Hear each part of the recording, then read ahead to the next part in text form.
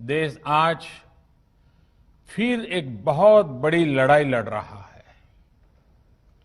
कुछ सप्ताह पहले तक स्थितियां संभली हुई थी और फिर एक कोरोना की दूसरी वेव तूफान बनकर आ गई। जो पीड़ा आपने सही है, जो पीड़ा आप सह रहे हैं, उसका मुझे पूरा एहसास है। जिन लोगों ने बीते दिनों में अपनों को खोया है, मैं सभी देशवासियों की तरफ से उनके प्रति संवेदनाएं व्यक्त करता हूं। परिवार के एक सदस्य के रूप में मैं आपके दुख में शामिल हूं। चुनौती बड़ी है, लेकिन हमें मिलकर अपने संकल्प, अपने हौसले और तैयारी के साथ इसको पार करना है।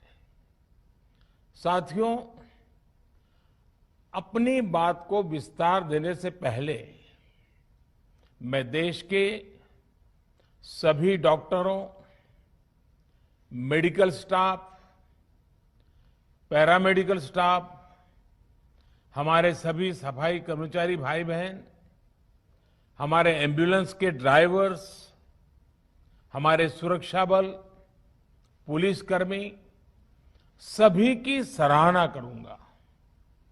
आपने कोरोना की पहली वेव में भी अपना जीवन दांव पर लगाकर लोगों को बचाया था। आज आप फिर इस संकट में अपने परिवार, अपने सुख, अपनी चिंता छोड़कर दूसरों का जीवन बचाने में दिन रात जुटे हुए हैं।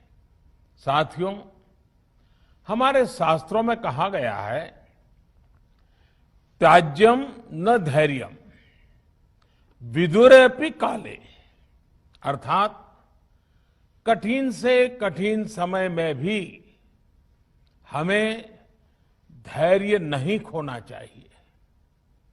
किसी भी परिस्थिति से निपटने के लिए हम सही निर्णय लें, सही दिशा में प्रयास करें, तभी हम विजय हासिल कर सकते हैं।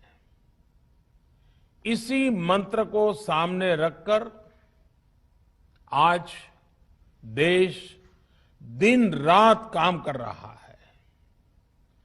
बीते कुछ दिनों में जो फैसले लिए गए हैं, जो कदम उठाए गए हैं, वो स्थिति को तेजी से सुधारेंगे। इस बार कोरोना संकट में देश के अनेक हिस्से में ऑक्सीजन की डिमांड बहुत ज्यादा बढ़ी है। इस विषय पर तेजी से और पूरी संवेदनशीलता के साथ काम किया जा रहा है। केंद्र सरकार, राज्य सरकारें, प्राइवेट सेक्टर, सभी की पूरी कोशिश है कि हर जरूरतमंद को ऑक्सीजन मिले। ऑक्सीजन प्रोडक्शन और सप्लाई को बढ़ाने के लिए भी कई स्तरों पर उपाय किए जा रहे हैं। राज्यों में नए ऑक्सीजन प्लांट्स हो, 1 लाख नए सिलेंडर पहुंचाने हो, औद्योगिक इकाइयों में इस्तेमाल हो रही ऑक्सीजन का मेडिकल इस्तेमाल हो, ऑक्सीजन रेल हो, हर प्रयास किया जा रहा है। साथियों, इस बार जैसे ही कोरोना के केस बढ़े, देश के फार्मा सेक्टर ने दवाइयों का उत्पादन और बढ़ा दिया है। आज जनवरी-फरवरी की तुलना में देश में कई गुना ज्यादा दवाइयों का प्रोडक्शन हो रहा है। इसे अभी और तेज किया जा रहा है। कल भी मेरी देश की फार्मा इंडस्ट्री के बड़े जो प्रमुख लोग हैं, उसके जो एक्सपर्ट लोग हैं, उनसे बहुत लंबी चर्चा हुई है। प्रोडक्शन बढ़ाने के लिए हर तरीके से दवाई कंपनियां की मदद ली जा रही है। हम सौभाग्यशाली हैं कि हमारे देश के पास इतना बड़ा मजबूत फार्मा सेक्टर है जो बहुत अच्छी और तेजी से दवाइयां बनाता है। इसके साथ ही अस्पतालों में बेड की संख्या को बढ़ाने का भी काम तेजी से चल रहा है। कुछ शहरों में ज्यादा डिमांड को देखते हुए विशेष और विशाल कोविड हॉस्पिटल बनाए जा रहे हैं। साथियों, पिछले वर्ष जब देश ने कोरोना के कुछ ही मरीज सामने आए थे, उसी समय भारत में कोरोना वायरस के खिलाफ प्रभावी वैक्सीन के लिए काम शुरू कर दिया था। हमारे वैज्ञानिकों ने दिन रात एक करके बहुत कम समय में देशवासियों के लिए वैक्सीन विकसित की है। आज दुनिया की सबसे सस्ती वैक्सीन भारत में है। भारत की कोल्ड चेन व्यवस्था के अनुकूल वैक्सीन हमारे पास है। इस प्रयास में हमारे प्राइवेट सेक्टर ने इनोवेशन और एंटरप्राइज की भावना का बेहतरीन प्रदर्शन किया है। वैक्सीन की अप्रूवल्स और रेगुलेटरी प्रोसेसेस को फास्ट ट्रैक पर रखने के साथ ही सभी साइंटिफिक और रेगुलेटरी मदद को बढ़ाया गया है।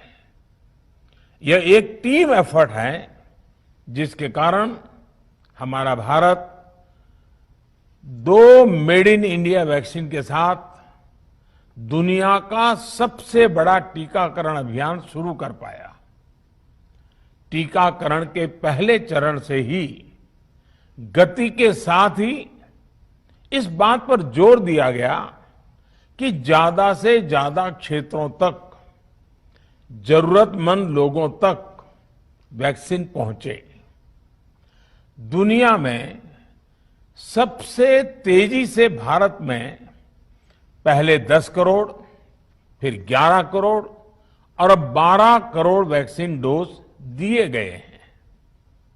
आज कोरोना से इस लड़ाई में हमें हौसला मिलता है कि हमारे health care workers, frontline corona warriors और सीनियर सिटीजन्स के एक बड़े हिस्से को वैक्सीन का लाभ मिल चुका है।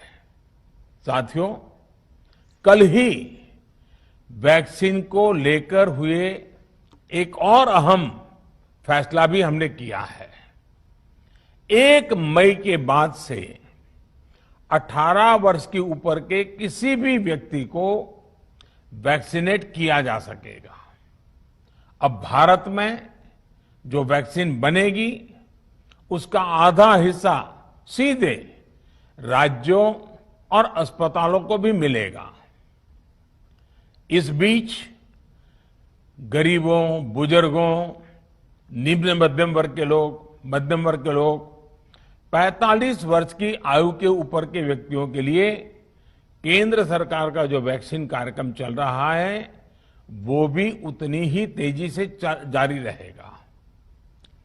पहले की तरह ही सरकारी अस्पतालों में मुफ्त वैक्सीन मिलती रहेगी, जिसका फायदा, जैसा मैंने कहा, हमारे गरीब परिवार हो, हमारे मध्यम वर्ग, निम्न मध्यम वर्ग के परिवार हो, वो उनका लाभ उठा सकेंगे। साथियों, हम सभी का प्रयास जीवन बचाने के लिए है और जीवन बचाने के लिए तो है ही, प्रयास से भी ये है कि आर्थिक गतिविधियां और आजीविका कम से कम प्रभावित हो, प्रयास का तरीका यही रखा जाए। वैक्सीनेशन को 18 वर्ष की आयु के ऊपर के लोगों के लिए ओपन करने से शहरों में जो हमारे वर्कफोर्स है उसे तेजी से वैक्सीन उपलब्ध होगी। राज्यों और केंद्र सरकार के प्रयासों से श्रमिकों को भी तेजी से वैक्सीन मिले लगेगी। मेरा राज्य प्रशासन से आग्रह है कि वो श्रमिकों का भरोसा जगाए रखे। उनसे आग्रह करें कि वो जहां है वहीं रहे।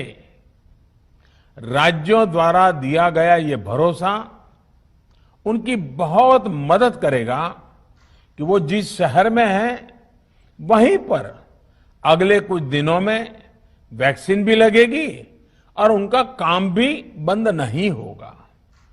साथियों, पिछली बार जो परिस्थितियां थी वो अभी से काफी भिन्न थी। तब हमारे पास इस वैश्विक महामारी से लड़ने के लिए कोरोना स्पेसिफिक मेडिकल इंफ्रास्ट्रक्चर नहीं था। आप याद करिए देश की क्या स्थिति थी। कोरोना टेस्टिंग के लिए पर्याप्त लैब नहीं, पीपीई का कोई प्रोडक्शन नहीं, हमारे पास इस बीमारी के ट्रीटमेंट के लिए कोई खास जानकारी भी नहीं। लेकिन बहुत ही कम समय में हमने इन चीजों में सुधार किया। आज हमारे डॉक्टरों ने कोरोना के इलाज की बहुत ही अच्छी एक्सपर्टीज हासिल कर ली है। वो ज्यादा से ज्यादा जीवन बचा रहे हैं। आज हमारे पास बड़ी मात्रा में पीपीई किट्स हैं, लैब्स का बड़ा नेटवर्क है और हम लोग टेस्टिंग की सुविधा को निरंतर बढ़ा रहे हैं। साथियों, देश ने कोरोना के खिलाफ अब तक बहुत मजबूती से और बहुत धैर्य से लड़ाई लड़ी है। इसका श्रेय आप सभी को, सभी देशवासियों को ही जाता है। अनुशासन और धैर्य के साथ कोरोना से लड़ते हुए आप देश को यहां तक लाए हैं। मुझे विश्वास है जन भागीदारी की ताकत से हम कोरोना के इस तूफान को भी परास्त कर पाएंगे। आज हम अपने चारों ओर देख रहे हैं कि कैसे कई लोग, कई सामाजिक संस्थाएं जरूरतमंदों तक मदद पहुंचाने में दिन रात जुटे हैं। दवाई पहुंचाना हो, खाने या रहने की व्यवस्था करनी हो, लोग पूरे मनोयोग के साथ काम कर रहे हैं।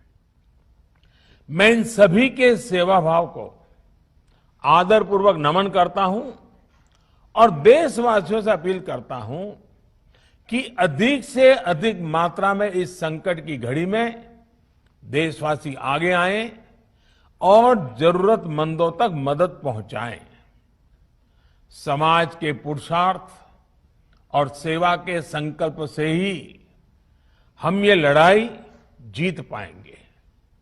मेरा युवा साथियों से अनुरोध है कि वो अपनी सोसाइटी में, मोहल्ले में, अपार्टमेंट्स में छोटी छोटी कमेटियां बनाकर कोविड अनुशासन पालन करवाने में मदद करें।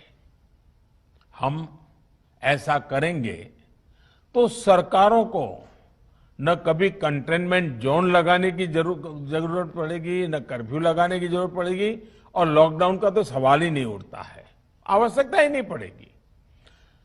स्वच्छता अभियान के समय देश में जागरूकता फैलाने के लिए मेरे बाल मित्रों ने बहुत मदद की थी। छोटे छोटे बालक, 5वीं, 7वीं, 8वीं, 10वीं में पढ़ने वाले, उन्होंने घर के लोगों को समझाया था, मनाया था उन्होंने बड़ों को भी स्वच्छता का संदेश दिया था।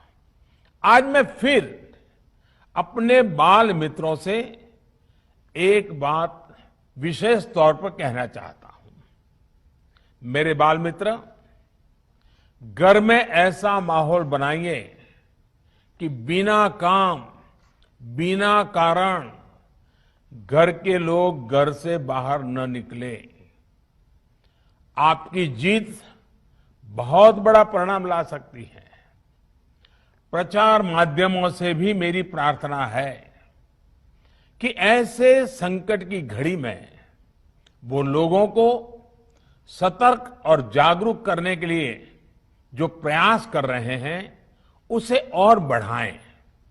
इसके साथ ही इसके लिए भी काम करें कि डर का माहौल कम हो सके, लोग अफवाह और भ्रम में न आए। साथियों, आज की स्थिति में हमें देश को लॉकडाउन से बचाना है। मैं राज्यों से भी अनुरोध करूंगा कि वो लॉकडाउन को अंतिम विकल्प के रूप में ही इस्तेमाल करें। लॉकडाउन से बचने की भरपूर कोशिश करनी है और माइक्रो कंटेनमेंट जोन पर ही ध्यान केंद्रित करना है। हम अपनी अर्थव्यवस्था की सेहत भी सुधारेंगे और देशवासियों की सेहत का भी ध्यान रखेंगे। साथियों, आज नवरात्रि का आखिरी दिन है। कल रामनवमी है और मर्यादा पुरुषोत्तम श्री राम का हम सभी को यही संदेश है कि हम मर्यादाओं का पालन करें। कोरोना के इस संकट काल में कोरोना के बचने के जो भी उपाय है, कृपया करके उनका पालन 100% करिए। दवाई भी, कड़ाई भी, इस मंत्र को कभी भी भूलना नहीं है। ये मंत्र जरूरी है, वैक्सीन के बाद भी जरूरी है। रमजान के पवित्र महीने का भी आज 7वां दिन है। रमजान हमें धैर्य, आत्मसंयम और अनुशासन की सीख देता है। कोरोना के खिलाफ जंग जीतने के लिए अनुशासन भी, उसकी भी उतनी ही जरूरत है। जब जरूरी हो तभी बाहर निकले। कोविड अनुशासन का पूरा पालन करें। मेरा आप सभी से यही आग्रह है। मैं आपको फिर ये भरोसा देता हूं, आपके इस साहस, धैर्य और अनुशासन के साथ जुड़कर आज जो परिस्थितियां हैं उन्हें बदलने में देश कोई कोर कसर नहीं छोड़ेगा। आप सभी स्वस्थ रहें, आपका परिवार